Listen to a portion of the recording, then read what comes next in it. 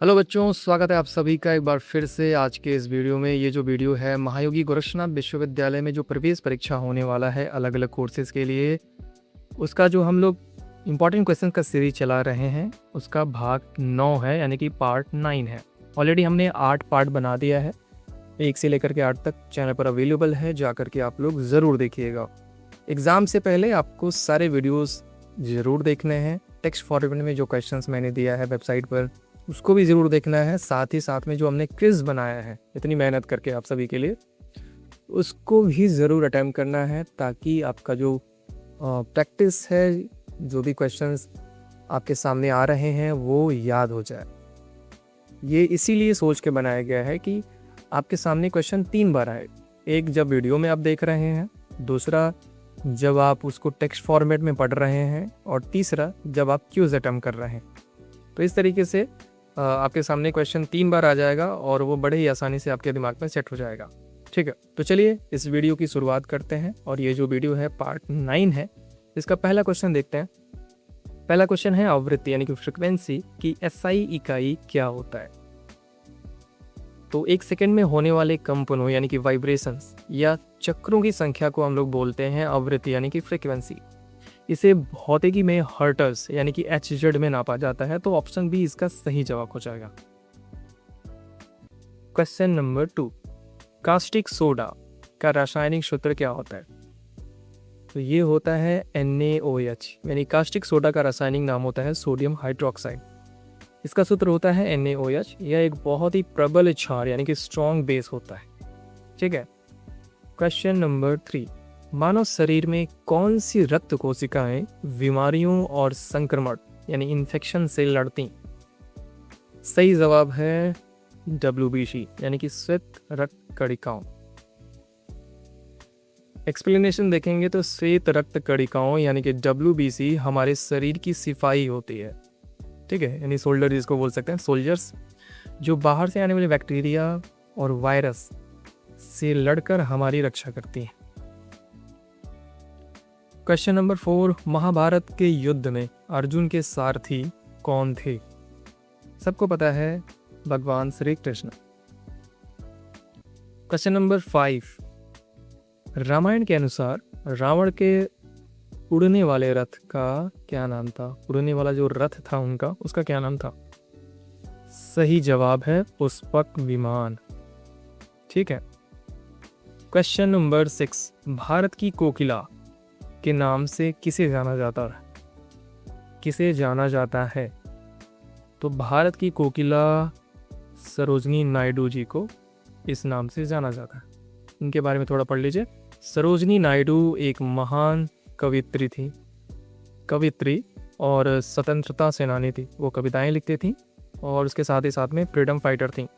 उनकी खूबसूरत कविताओं के कारण महात्मा गांधी ने उन्हें भारत की कोकिला की उपाधि दी थी। Choose the correctly spelled word. सही स्पेलिंग वाला शब्द चुनना है आपको। वैक्यूम लिखा हुआ है, वैक्यूम का सही स्पेलिंग होता है VACWM। तो ऑप्शन सी इसका सही जवाब हो जाएगा। वैक्यूम का मतलब होता है शून्य या फिर निर्वात, आप सबको पता ही होगा।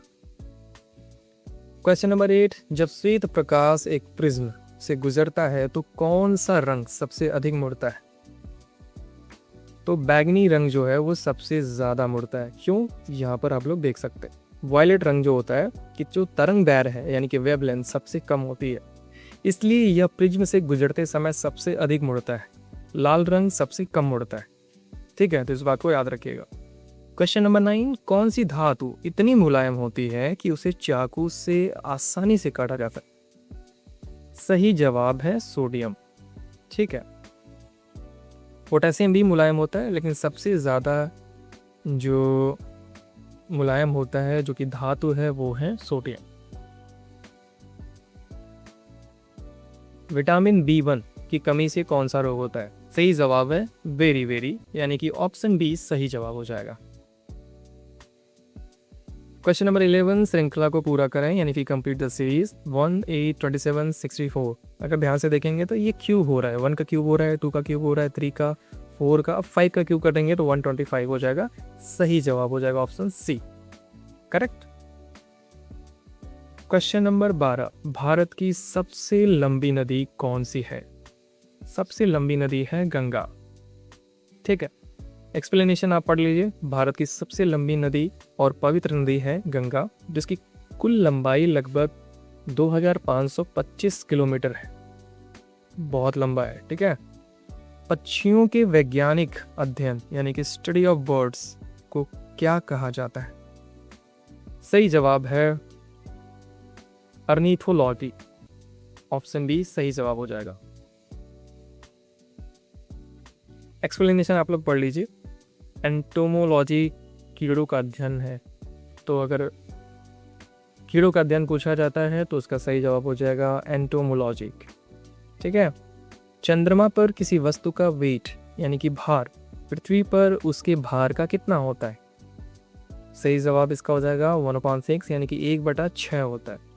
क्यों होता है? तो चंद्रमा का गुरुत्वाकर्षण जो है पृथ्वी के गुरुत्वाकर्षण का 1/6 होता है, इसलिए पृथ्वी पर 60 किलो का व्यक्ति चंद्रमा पर सिर्फ 10 किलो का महसूस होगा। समझ रहे हैं आप लोग? अगर 100 किलो का है तो उसका 1/6 कर दीजिए तो उतना महसूस करेगा। अम्लीय वर्षा का पीएच मान कितना होता है? अम्ल है तो उसका जो पीएच होगा वो 7 से कम होगा। तो ऑप्शन में आप देख लीजिए, सही जवाब है 5.6 से कम। एक्सप्लेनेशन आप लोग देख लीजिए। सामान्य बारिश का पानी हवा में मौजूद CO2 यानी कि कार्बन डाइऑक्साइड के कारण हल्का अम्लीय, इसका पीएच होता है 5.6 होता है, लेकिन प्रदूषण के कारण जब पीएच 5.6 से नीचे गिर जाता है तो उसे अम्लीय वर्षा कहते हैं। Got it? आगे बढ़ते हैं। क्वेश्चन नंबर 16, भारत में राष्ट्रीय खेल दिवस नेशनल स्पोर्ट्स डे कब मनाया जाता है? सही जवाब है 29 अगस्त। क्यों मनाया जाता है? तो एक्सप्लेनेशन में देखिए। हाँ, हॉकी के जादूगर मेजर ध्यानचंद के जन्मदिन के उपलक्ष्य में हर साल 29 अगस्त को भारत में राष्ट्रीय खेल दिवस मनाया जाता है। ठीक है, यहाँ से ये भी क्वेश्चन आपका तैयार हो गया कि मेजर ध्यानचंद का जो जन्मदिन है वो कब है? वो है 29 अगस्त को। ठीक है, आगे बढ़ते हैं। क्वेश्चन नंबर 17, रामायण के अनुसार जटायु के बड़े भाई का नाम क्या था? उनका नाम था संपाति। ठीक है, क्वेश्चन नंबर 18, महाभारत में कौरवों के मामा का क्या नाम था? वो थे शकुनी। आप सबको पता ही है कितने चालाक थे वो। इनमें से सबसे अलग चुनना है। आलू है, प्याज, गाजर, टमाटर। तो इसमें अलग क्या है आप लोग ध्यान से देखेंगे तो लिखा हुआ है एक्सप्लेनेशन में, आलू, प्याज, गाजर जमीन के नीचे उगते हैं जड़ या तने रूप में, जबकि टमाटर जमीन के ऊपर उगता है। तो इस तरीके से भी आपको ध्यान देना है कि इन सभी चीज़ों में अलग क्या है। रीजनिंग में ऐसे क्वेश्चन भी आते हैं, आप सबको पता है। ठीक है, मैग्नीफाइंग ग्लास में मुख्य रूप से किस लेंस का उपयोग किया जाता है? सबको पता है उत्तल लेंस का उपयोग किया जाता है। क्यों?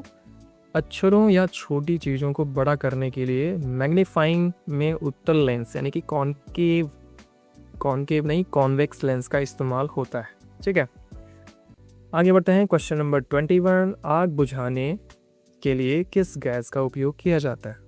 तो आग बुझाने के लिए कार्बन डाइऑक्साइड का उपयोग किया जाता है।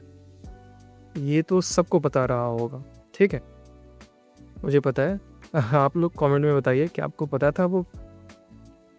छोड़िए, सबको पता होता है। प्रकाश संश्लेषण यानी कि फोटोसिंथेसिस के दौरान पौधे वायुमंडल से कौन सी गैस लेते हैं? कार्बन डाइऑक्साइड वो लोग वायुमंडल से लेते हैं। एक्सप्लेनेशन में आप देखेंगे तो पौधे अपना भोजन बनाने के लिए सूर्य के प्रकाश की उपस्थिति में वायुमंडल से CO2 लेते हैं और हमारे लिए ऑक्सीजन यानी कि O2 छोड़ते हैं। कितना अच्छा काम करते हैं। इसलिए आप सब लोग अगर मौका मिले तो पेड़ ज़रूर लगाइए आसपास, क्योंकि आप जानते ही हैं कि आज के टाइम पे क्या हो रहा है। पौधों की संख्या कम हो रही है और हमारी संख्या बढ़ रही है। हम इंसान बहुत ज़्यादा मात्रा में हो चुके हैं, तो पौधे लगाना बहुत ज़रूरी है क्योंकि ऑक्सीजन तो सबको चाहिए। ठीक है, क्वेश्चन नंबर 23 में आते हैं। प्रसिद्ध पुस्तक डिस्कवरी ऑफ इंडिया किसने लिखी थी? सही जवाब है जवाहरलाल नेहरू ने लिखा था। सौर मंडल के किस ग्रह को भोर का तारा कहते हैं? सही जवाब है शुक्र।